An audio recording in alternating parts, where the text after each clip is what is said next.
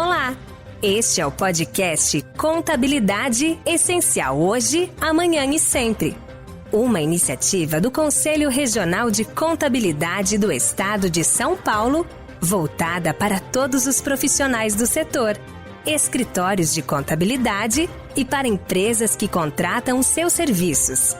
Mensalmente você terá aqui informações, opiniões e orientações importantes sobre contabilidade.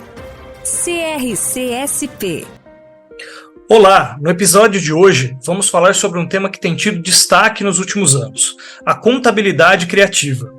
Esse termo é usado para descrever a prática de manipular os dados contábeis de uma empresa para apresentar uma imagem mais favorável da sua situação financeira. Essa prática pode ser vista de várias maneiras, desde registrar receitas ou lucros que ainda não foram realizados, até omitir informações importantes dos relatórios financeiros. Quando os administradores de uma empresa manipulam os dados contábeis para apresentar uma imagem mais favorável da sua situação financeira, eles estão cometendo um crime. A contabilidade criativa é, portanto, um problema sério que pode ter consequências devastadoras para as empresas, investidores e consumidores. Para nos aprofundarmos nessa questão da contabilidade criativa e seu impacto no mundo financeiro e empresarial, convidamos Fernando Dalry Múrcia, professor da FEA USP e membro do Comitê de Pronunciamentos Contábeis, o CPC, que recentemente escreveu o artigo O Mito da Contabilidade Criativa, publicado pelo jornal O Valor Econômico. Agradecemos por sua ilustre presença, professor Fernando. Agradeço aí o convite do CRC de São Paulo para falar sobre esse tema da contabilidade criativa, um tema tão intrigante e tão importante para a profissão. E fico à disposição. Perfeito, professor. Então, a gente começa a nossa conversa, com um primeiro ponto, que é o que é a contabilidade criativa, e por que você a considera um mito? Uma excelente pergunta. Esse artigo que eu escrevi, falando um pouco sobre o mito, ele foi um pouco para chamar a atenção mesmo da audiência, porque às vezes, principalmente quem não é da área, aqui eu acho que a gente sabe que o nosso público aqui é a maioria de contadores e profissionais que militam na área, mas as pessoas que não têm tanta proximidade com a área contábil, às vezes ficam com uma impressão de que a contabilidade cria alguma coisa, que seria possível ter uma bala de prata, que através da contabilidade o contador ele conseguisse mudar a realidade de uma empresa, de uma sociedade. E nada mais equivocado. Como a gente sabe, a contabilidade ela busca refletir, contar a história da empresa, refletir a situação econômica e financeira da empresa. Então, não é possível, através da contabilidade, criar uma realidade, criar um lucro, criar um patrimônio maior. E isso, de certa forma, a gente tem visto diversos casos que têm acontecido no Brasil e no exterior, dando a se entender que seria algo que fosse uma culpa da contabilidade pelas coisas que estão acontecendo. Nada mais equivocado. A contabilidade é uma técnica, é uma ciência que tem princípios e regras que buscam refletir e representar a realidade das empresas. Então, quando você utiliza isso de maneira a criar, a manipular, como você bem colocou no início, a fraudar, isso é uma fraude, é algo ilícito. Então, essa ideia de que existiria uma contabilidade criativa, isso na verdade é um mito. E talvez o que a gente chame, que as pessoas chamam de contabilidade criativa, gerenciamento de resultados, seja na verdade justamente uma fraude, uma manipulação de balanços. Professor Fernando, quais são os principais motivos pelos quais algumas empresas recorrem a essa manipulação de provisões em suas práticas financeiras? As motivações para as fraudes, Marcelo, como a gente bem sabe, e elas se referem às situações das empresas, elas vão desde questões, por exemplo, para aumentar a remuneração dos executivos. Então eu aumento o lucro contábil da empresa, eu manipulo esse lucro justamente para eu ganhar uma participação nos lucros maior, para eu ganhar uma remuneração maior. Eu posso ter uma manipulação do lucro, do patrimônio da empresa para pagar mais dividendos, para fazer a ação da empresa subir, nos casos de companhias abertas que têm ações listadas nas bolsas. Então, eu inflo o lucro para fazer a ação subir, para eu vender essa ação, para eu exercer exercícios de stock options, de opções de ações. ela pode envolver também a manipulação para pagar menos imposto. Então, nesse caso, eu quero diminuir o meu resultado para recolher menos tributos para o fisco. Em alguns casos, pode envolver também a manipulação do balanço, a motivação é para evitar o rompimento de algumas cláusulas contratuais, geralmente estipuladas por bancos, que muitas vezes os bancos eles colocam algumas cláusulas restritivas na sociedade, de tal forma que quando essas cláusulas são rompidas, a dívida se torna vencível imediatamente. Então, em alguns casos, as empresas visam manipular isso para que essas cláusulas não sejam rompidas e ela não tenha que pagar esse imposto, perdão, essa dívida para o banco. Então, as motivações vão desde remuneração de executivos, tributos, dividendos e até o relacionamento com os credores também, tá? Dependendo de cada caso, pode ser, em alguns casos de fraudes, isso envolve várias motivações, mas às vezes pode envolver uma motivação específica, simplesmente o cara está fraudando para aumentar o resultado e ele participar nesse resultado e tirar mais dinheiro da empresa. Professor, e quais são os riscos e consequências, né, associados a essa contabilidade criativa para as empresas e para o mercado financeiro em geral? Olha, Eduardo, a fraude é algo muito sério e porque ela coloca em risco todo o regime de informação das empresas, né? Então, a gente imagina o seguinte: existem os executivos, os administradores, os funcionários que estão dentro da empresa. Essa empresa elabora o balanço que é divulgado para o mercado. Esse balanço é utilizado novamente para o banco, para decidir se vai conceder empréstimo ou não, para alguém que quer participar na sociedade como acionista, como cotista. O próprio fisco utiliza esse balanço para decidir se o tributo é devido ou não. E quando você frauda isso, você está manipulando aquele retrato da empresa. Você, assim, gera um risco, primeiro, de credibilidade total na sociedade. Então a empresa passa a ser descredibilizada, ninguém acredita mais nela, né? E no limite isso gera um efeito meio que sistêmico no mercado, porque vamos pegar o caso do mercado de ações, que é mais emblemático para a gente.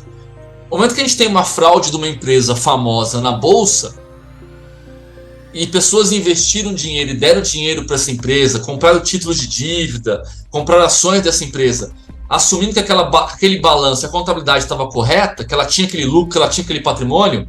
Quando acontece uma fraude, as pessoas passam a questionar isso e aí começam a se questionar todo o sistema do mercado de capitais. Então as pessoas falam: será que eu vou realmente comprar ações?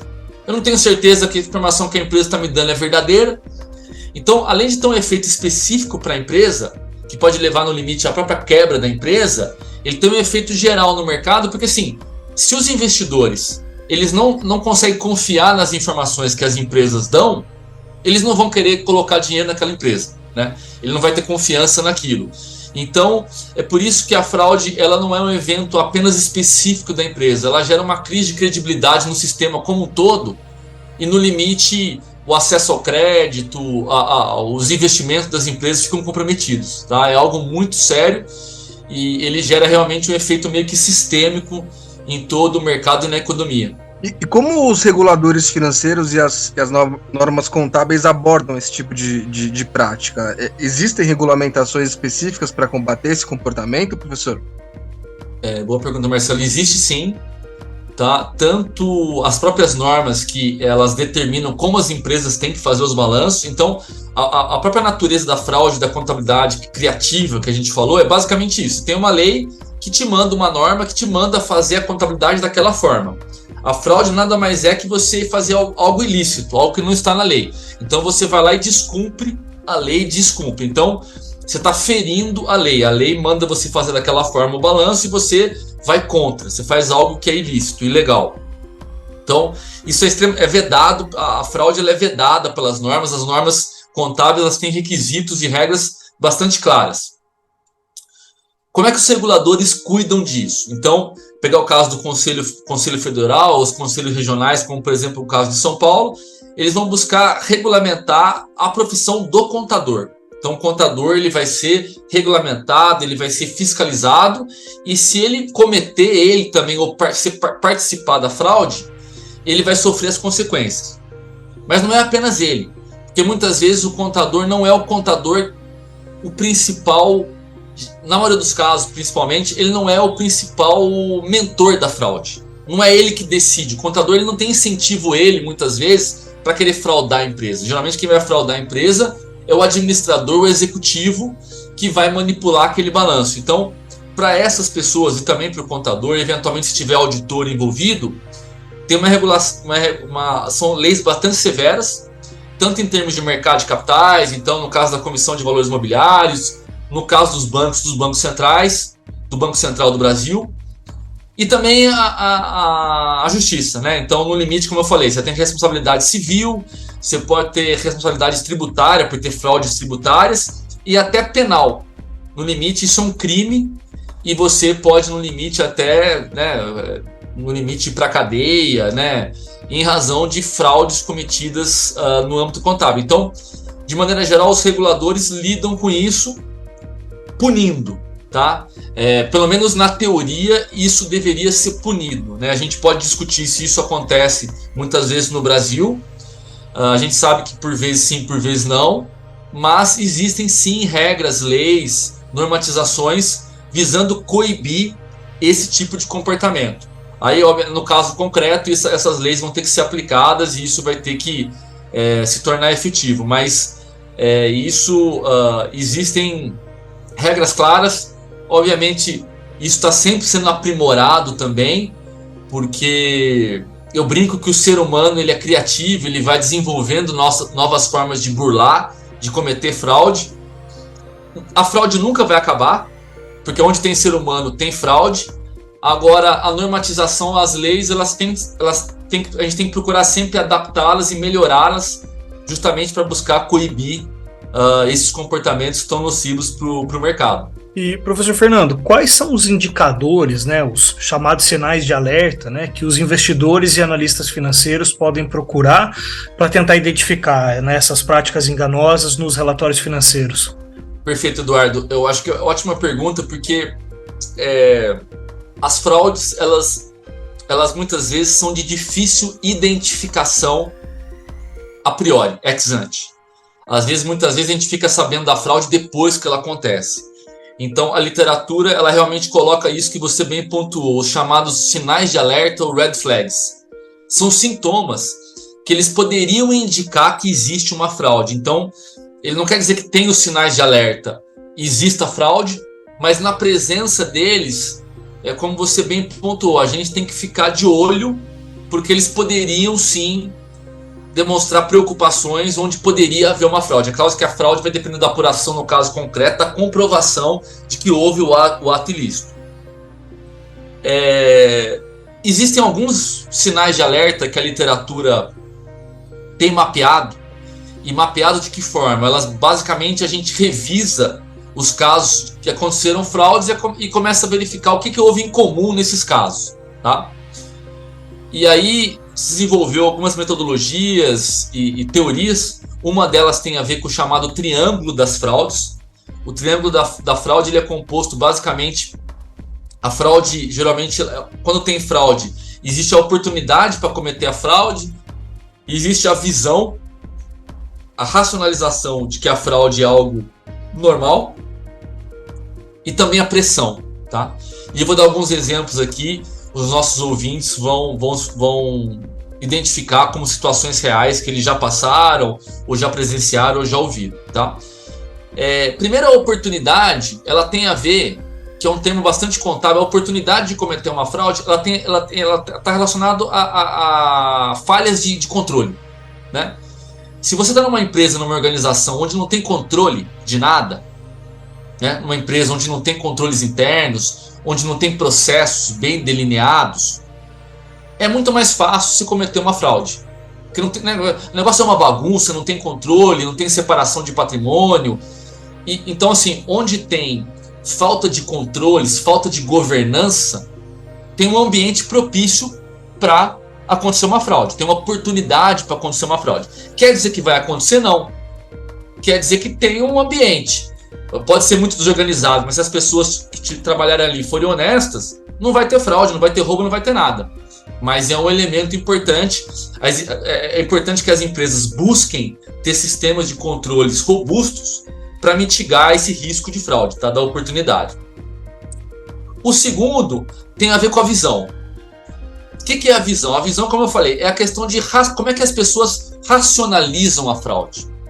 O que significa isso? Racionalizar a fraude é aquela coisa assim, o cara acha que é normal. Sonegar imposto? Todo mundo sonega. Se você está numa empresa onde a gestão, a gente brinca que é o tona the top, o executivo, eles enxergam a fraude. É normal, todo mundo faz, é só um pouquinho, depois a gente reverte. Se isso, você está com um ambiente propício, né? Eu vou fazer um comentário aqui que foge um pouco do escopo, mas para colocar no contexto do Brasil. Se a gente está num país onde a gente começa a ver que existe muita corrupção, vindo, por exemplo, de entes da política, de órgãos maiores do país, naturalmente isso passa um sinal para a população. Porque se a gente percebe que até os nossos líderes, os nossos políticos, se engajam em políticas de corrupção, você passa a entender que isso é normal. O filho fala, mas aquele cara lá, aquele deputado, aquele não sei o que, aquele vereador, aquele isso, tá roubando, então é normal, todo mundo faz, no Brasil é normal. Então, em sociedades... Tem a questão das punições também, né, professor? A questão da punição. Vê fazendo e não vê a punição, né? Não vê a punição. Passa uma mensagem, né, Eduardo, que aquilo é aceitável. E aí, se você está num ambiente em que é aceitável, você está mais propício a cometer a fraude, porque você racionaliza aquilo como sendo algo normal, né? Fala assim, meu concorrente também faz, eu também faço. Então, esse é um sinal de alerta importante. Organizações onde haja esse ambiente, tá? Onde isso é visto como algo natural. E eu diria que o terceiro elemento, ele tem a ver com a pressão, tá? A pressão, ela é aquela... Justamente, assim, a empresa precisa bater o resultado através de qualquer... Assim, tem que dar lucro no matter what. Não importa o que acontecer, você tem que dar lucro, você tem que bater a meta.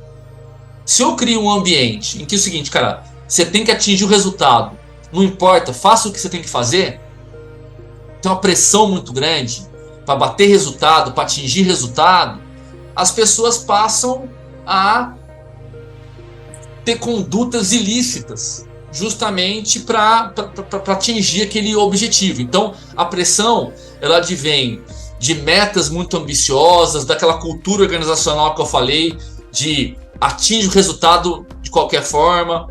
Tem a ver, às vezes, com a situação econômico-financeira da empresa. A gente, às vezes, vê muita fraude quando a empresa começa a ter prejuízo, quando a situação, por exemplo, do país começa a ir muito mal. Por quê? Porque ela precisa, às vezes, sobreviver e o cara começa a fraudar, tá?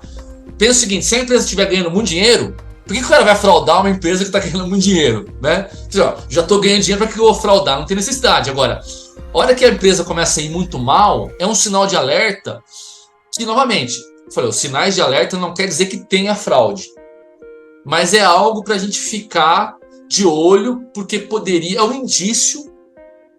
Tem muitas empresas que vão muito mal, quebram e nunca fraudam ninguém, porque tem uma cultura de ética, uma cultura organizacional lista, as pessoas que estão ali são corretas. Agora, dado que nesse contexto mais desafiador, poderiam haver incentivos, tá, para a fraude acontecer. Então, quando você pega esses três elementos, você tem uma empresa que não tem controle, não tem controles internos, tá? Tem um monte de falha de controle, tem um ambiente propício, a administração, os executivos, o presidente, o dono, todo mundo vê a fraude como algo normal. E está numa situação difícil, que precisa fazer resultado para não quebrar, o ambiente perfeito, o cara vai lá e vai fazer a fraude. Então, é importante que, como a gente falou, os analistas, as pessoas que estão analisando o balanço, estão investindo em empresas, tenham um pouco dessa consciência e aí busque, tendo aos sinais de alerta, como eu falei, não quer dizer que tenha fraude, mas talvez indique que você precise aprofundar a sua análise, fazer mais questionamentos, ser mais diligente para ter certeza que você não está deixando passar nada e realmente não tem uma fraude, tá? Eu diria que é um pouco nessa linha. como que a manipulação de dados financeiros afeta a transparência e a confiança dos investidores nas informações financeiras de uma empresa? Professor, esses casos recentes, eles têm chamado a atenção dos stakeholders para esse tipo de prática e o que o senhor pode falar sobre isso? Exatamente isso, Marcelo. Assim, gera esse rebuliço, diria assim, e uma perda de credibilidade, porque eu vou falar mais um pouco em termos de mercado de capitais, mas não necessariamente isso se aplica a todos, mas é mais fácil até para o nosso público entender. Eu sei que muitos trabalham em empresas que têm ações listadas aqui no exterior, eu presto consultoria, muitos investem, mas não é só isso. Tem empresas fechadas que a gente está vendo que tem fraudes, e aí as pessoas são lesadas, que compram produto, a empresa não entrega, compra aquilo. Então, mas eu vou falar um pouco do contexto de mercado de capitais para a gente entender melhor um pouco dessa discussão. O investidor, para ele decidir ser sócio de uma empresa, ele exige um retorno, né? Ele vai querer uma rentabilidade, e essa rentabilidade está atrelada ao risco dele. Então, olha, eu posso investir na renda fixa, eu posso deixar meu dinheiro no banco, aplicado na renda fixa, que tem uma boa remuneração no Brasil, eu posso comprar títulos do governo, Tesouro Direto, tem uma boa rentabilidade. Agora, para investir na bolsa, eu quero um retorno maior, porque eu tenho um risco maior. O que acontece? Quando você tem um caso de fraude e você tira a credibilidade, o investidor, ele simplesmente, ou ele não vai investir mais, porque ele não tem confiança, ele fala assim, eu vou emprestar o dinheiro para uma empresa, para o cara fraudar e roubar, eu vou perder tudo. Ou, mesmo que ele invista, ele vai exigir um prêmio por esse risco, que é o prêmio por investir, por não ter confiança. Porque uma coisa pensem comigo, se eu vou investir numa empresa, de uma pessoa, de um amigo, de um parente, eu tenho confiança naquela pessoa. Então eu tenho menos risco, porque eu sei, eu tenho o risco do negócio quebrar, mas não tenho o risco do cara me roubar, porque eu confio naquela pessoa. Quando eu vou investir numa empresa em bolsa, eu não conheço essa pessoa, eu não estou próximo dela, eu não consigo fiscalizar, eu estou fora da empresa. E aí a maneira como eu fico sabendo do resultado dessa empresa, a prestação de contas que ela faz, é através da contabilidade, através do balanço. E eu me baseio naquele balanço para avaliar se a empresa está indo bem ou mal, para decidir se eu compro ou não a ação, para fazer minhas análises. A partir do momento que a informação que a empresa divulga para mim, eu não acredito mais naquilo, eu não tenho confiança se aquilo é verdade ou mentira, eu simplesmente me recuso a investir, ou eu vou falar assim, cara, para investir aí eu vou querer com um retorno muito mais alto. E esse retorno muito mais alto, ele acaba encarecendo o custo da empresa. Então uma empresa que tem suspeita de fraude, ninguém quer emprestar dinheiro para ela, ou se o cara quer emprestar dinheiro ou comprar a ação dela, ele vai querer uma taxa de juros altíssima. E isso acaba levando meio que... porque se não tem financiamento das empresas, o que a gente está falando? Se a empresa não consegue se financiar, ela não consegue investir em projeto. Se ela não consegue investir em projeto e crescer, ela não vai contratar funcionário. Se ela não vai contratar funcionário, não vai gerar emprego. Se ela não vai gerar emprego, então assim, se as empresas não geram emprego, o país não cresce, a economia não cresce. Então, o mercado de capitais e o financiamento das empresas, ele é necessário para a gente evoluir a economia. E isso depende dos poupadores terem confiança para tomar suas decisões. Obviamente, como eu falei, eles têm o risco de perder o dinheiro, sim, mas o risco é o negócio quebrar, porque as empresas quebram. Agora, o outro risco é, cara, o cara me roubou, porque no limite a fraude, para a gente entender, a fraude contábil tem um pouco essa característica. O cara, ele não roubou necessariamente, muitas vezes, o dinheiro, ele pegou o dinheiro para ele, mas ele manipulou aquela realidade, dando a entender que aquela empresa era muito melhor, e ao fazer isso, ele aumentou o valor daquela empresa e vendeu participações dela por um valor muito mais alto, e a pessoa pagou R$50 numa ação e agora, depois da fraude, a ação virou R$1. Dinheiro quebrou. Ou a pessoa comprou um título e emprestou dinheiro para aquela empresa e agora aquela empresa não vai pagar mais, você perdeu tudo. Então, a fraude, ela impõe um risco de credibilidade para o mercado, que eu falei, que a gente comentou na nossa conversa, no nosso item anterior. Ela gera uma perda de credibilidade. E sem credibilidade, sem informação, infelizmente, não tem troca na economia, não tem confiança. Todo mundo fica com medo de ser roubado e aí você não tem circulação de dinheiro, projetos e investimentos, tá? Então, eu diria que, assim, é algo muito sério, afeta a transparência das empresas, afeta a confiança dos investidores, dos credores enfim, é algo que preocupa muito os reguladores. É por isso que a gente vê, às vezes, um ou outro caso só que gera uma repercussão toda no mercado, e aí a empresa está num segmento que a empresa ela não tem fraude, mas às vezes a concorrente dela teve, e ela vai ser impactada, porque todo mundo vão começar a achar que também tem problema nela, na outra. Então, realmente, os efeitos são muito, muito maléficos, tá?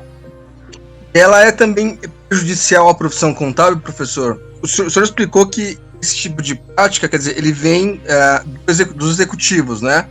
Não vem do contador. Mas, se o senhor acha que prejudica também a profissão contábil, de certa forma? Sim, eu acho, Marcelo, sim e não, tá? Pelo seguinte, quando houve esses casos de fraudes recentes, a primeira pessoa que os caras vão querer trucidar é o contador, né? É o contador e também os auditores, que são contadores que estão auditando. Tem um ponto... Essa crítica faz sentido?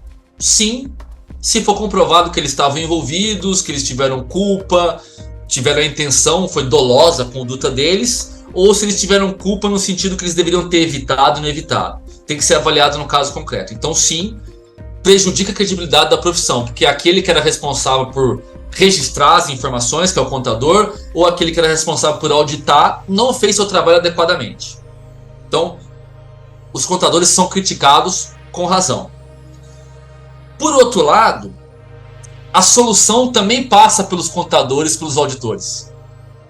Porque assim, ok, tivemos problemas, o que a gente vai fazer? Banir o contador e o auditor? Não resolve o problema. A gente precisa deles para... Né, não é porque, vou dar um outro exemplo, uma analogia aqui, não sei se é boa, mas não é só porque um policial cometeu um crime, um policial agiu como bandido, vão acabar com a polícia. Vão acabar com a pessoa que faz o trabalho de coibir violência ou fiscalizar as coisas. A polícia é necessária, o auditor, que não é polícia, ele é necessário, o contador, ele é necessário. Então eu diria o seguinte, a crítica é válida, mas a solução passa pelo quê?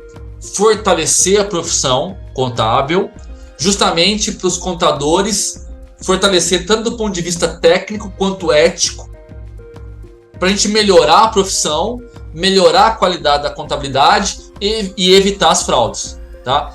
Então a profissão sofre, mas a solução demanda a própria profissão dar uma resposta e a gente demonstrar para a sociedade que sim, como eu falei, casos de fraude vão acontecer, não vão acabar. Infelizmente, onde tem o ser humano tem fraude e a gente sabe isso analisando a história, tá? E vão existir fraudes em qualquer profissão, na medicina, como eu falei, na polícia, nos contadores, nos advogados, etc e tal. O que a gente tem que fazer é combater isso, melhorar as práticas, melhorar as normas, para a gente conseguir dar essa resposta que a sociedade demanda da gente. Professor, é possível a gente citar alguns exemplos, né, mais notórios de empresas que se envolveram com esse tipo de prática e quais foram as consequências para elas? Com certeza, a gente tem alguns casos que são notórios, que estão acontecendo aqui no Brasil, que ainda estão sobre investigação e análise, então não é possível ainda concluir sobre eles. A gente tem alguns um pouco mais não tão recentes. A gente teve o caso, ainda está sendo apurado, do IRB, que é uma seguradora. A gente teve o caso recente das Americanas, que ainda está sendo investigado, de inconsistências contábeis, ainda não foi comprovado, pelo menos nada de maneira definitiva.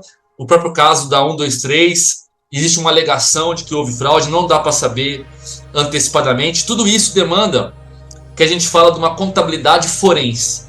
Você tem que ter um procedimento de investigação e apuração e comprovação da fraude, do crime, tá?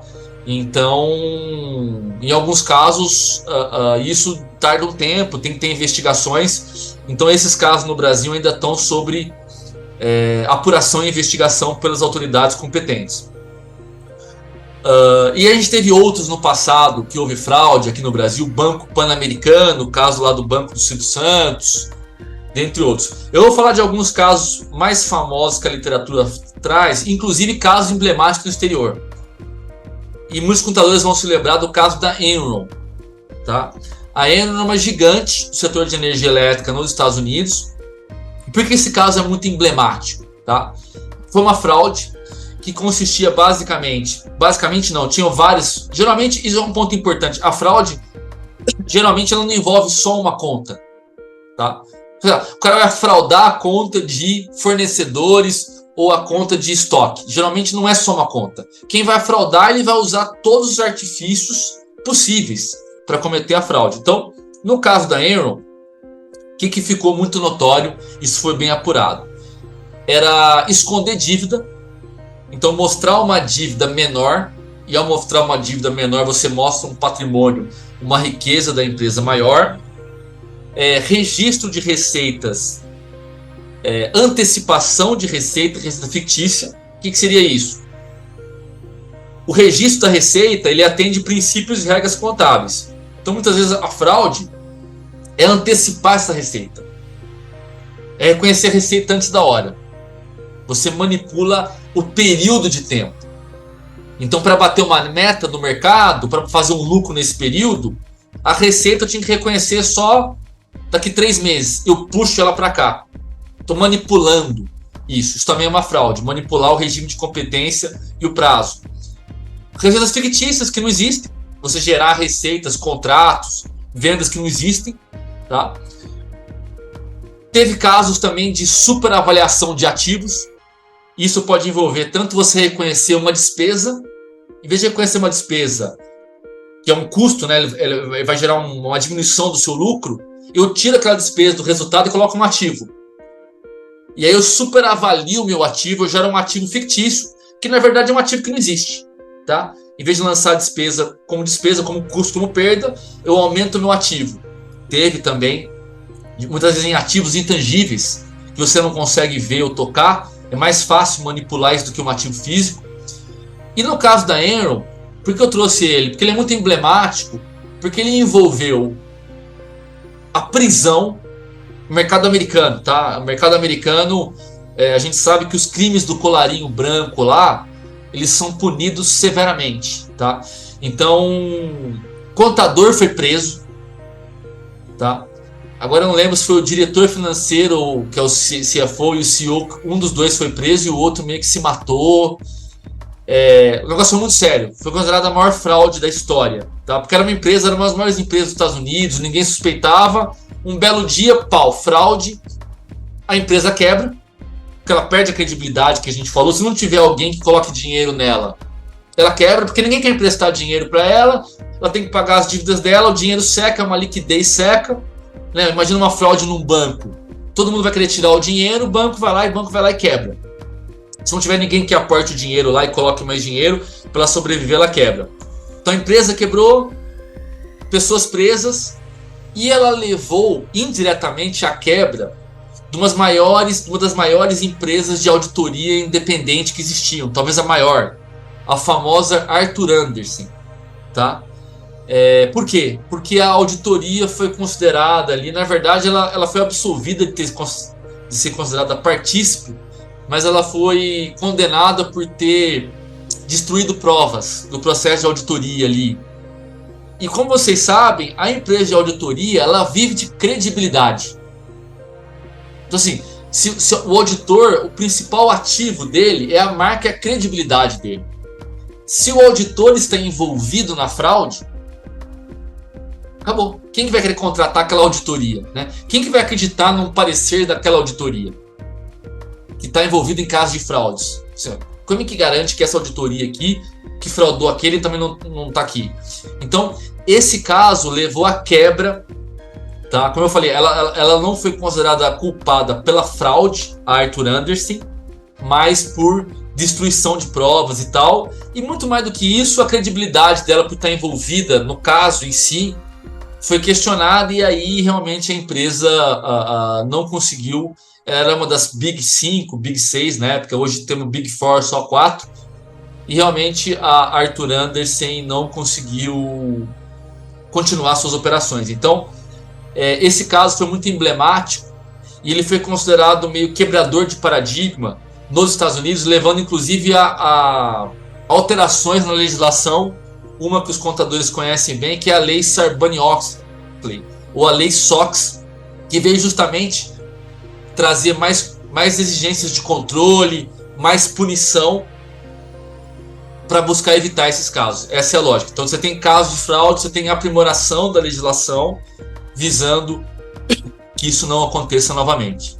Professor, o papo está muito bom, a gente poderia ficar falando horas e horas aqui, mas como o nosso tempo está acabando, eu queria lhe perguntar, para finalizar, sobre essa possibilidade de a gente ter algum profissional contábil que, porventura, nesse momento, possa estar enfrentando pressão, né, para apresentar essa contabilidade enganosa, né, em suas empresas ou nos seus clientes. Eu queria que o senhor então falasse sobre esse desafio ético, né, e o que o senhor teria a passar para esse profissional. Obrigado, Marcelo. Excelente pergunta, e para a gente, acho que finaliza bem essa nossa conversa, porque a gente sabe que isso existe. O profissional contábil, ele é um prestador de serviço, muitas vezes independente ou dentro de uma empresa. Existem pressões, ele não está no vácuo sozinho, ele está num contexto, né? E eu diria que é muito importante, primeiro ele estudar, ele entender o contexto que ele convive, né? E entender as normas muito bem, porque muitas vezes ele pode ser utilizado.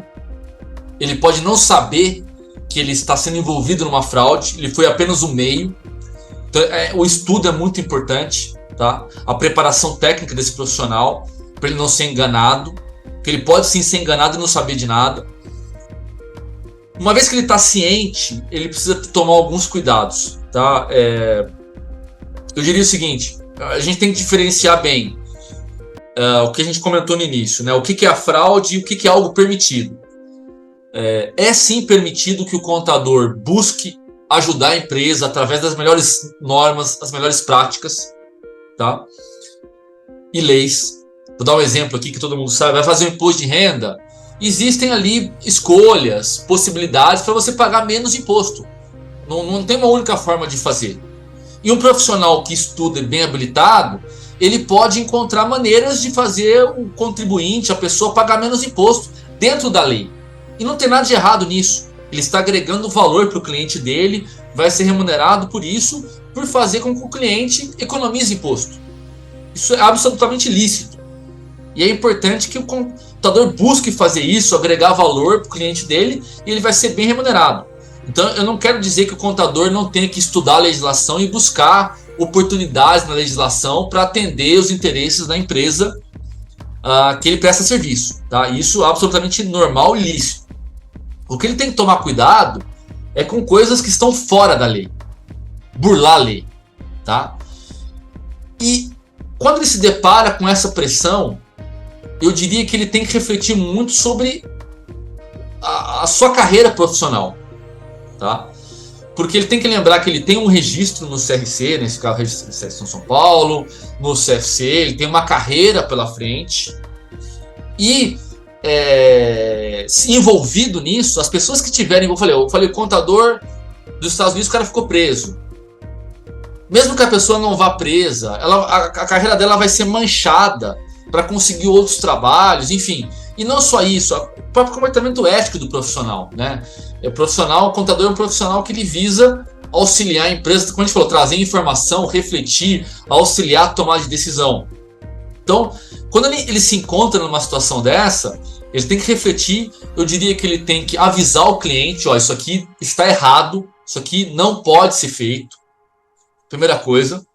Avisou o cliente ainda quer continuar fazendo.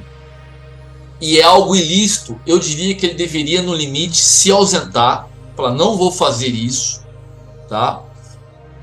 Eu sei que novamente é difícil, muitas vezes depende daquela remuneração, eu não estou sendo aqui nem um pouco paladino ou hipócrita de dizer que isso não acontece no caso concreto, mas eu acho que o contador, como qualquer profissional, como um advogado, como eu falei, ele tem que refletir sobre o que é correto, e burlar a lei pode trazer consequências para ele, inclusive. Tá? E para o cliente dele no final do dia, tá? Porque no final do dia o cliente ainda pode falar que foi culpa do contador, que é muito normal, o cliente comete a fraude e vai botar a culpa no contador depois. Então é muito importante que o contador tenha ciência disso, avise o cliente, isso aqui está errado, isso aqui vai ser uma fraude. Se ainda assim quiser fazer, eu diria que ele tem que se excusar do trabalho e, no limite, até denunciar, dependendo da gravidade dos fatos.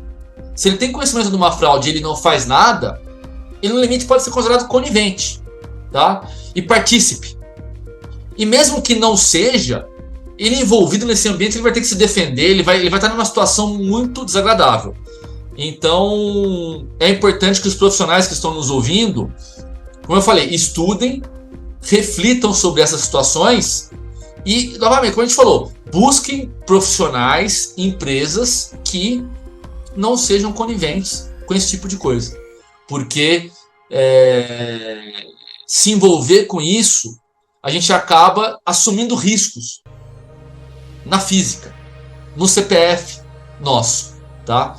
Então, esse é o recado que eu digo. Novamente, eu não quero parecer aqui paladino da justiça, não quero me colocar como uma pessoa acima do bem e do mal, até porque eu convivo nesse mundo, a gente sofre com isso, a gente sabe que a coisa não é preto no branco, mas eu acho que no final do dia a gente tem que pensar na nossa carreira, na nossa profissão e no nosso CPF. Obrigado, não quero, eu vou ganhar muito bem, prefiro ter uma carreira longeva, trabalhando de maneira correta, do que estar envolvido nessas pressões e nesse ambiente que, mais cedo ou mais tarde, a fiscalização vai acontecer e você vai se ver num cenário muito ruim, profissionalmente e pessoalmente, né? Porque isso vai envolver a pessoa na física, a família e o ambiente pessoal. Eu acho que era isso. E para finalizar, eu gostaria novamente de Marcelo e Eduardo agradecer novamente o convite de vocês. Uma honra estar participando desse podcast do CRC e desejar aí um excelente podcast para quem nos ouvir de manhã, à tarde ou à noite. Me coloco à disposição também. Não sou tão ativo nas redes sociais, mas tem LinkedIn e outros canais que as pessoas podem me encontrar. E também espero vê-los, todos ouvintes também, em alguma oportunidade, em algum evento no CRC São Paulo, presencial, que o presencial também é para a gente tomar um café e bater papo junto. Muito obrigado. Professor Fernando, nós é que agradecemos muito pela sua participação no podcast do CRCSP. Chegamos ao final do nosso programa, né? Queremos agradecer a participação do professor Fernando Dalry Múrcia e lembrar que os ouvintes podem conferir todos os episódios anteriores nos principais streamings de música e podcasts. Não deixem de acessar o portal e as redes sociais do CRCSP para acompanhar as últimas notícias da entidade. Até o próximo programa.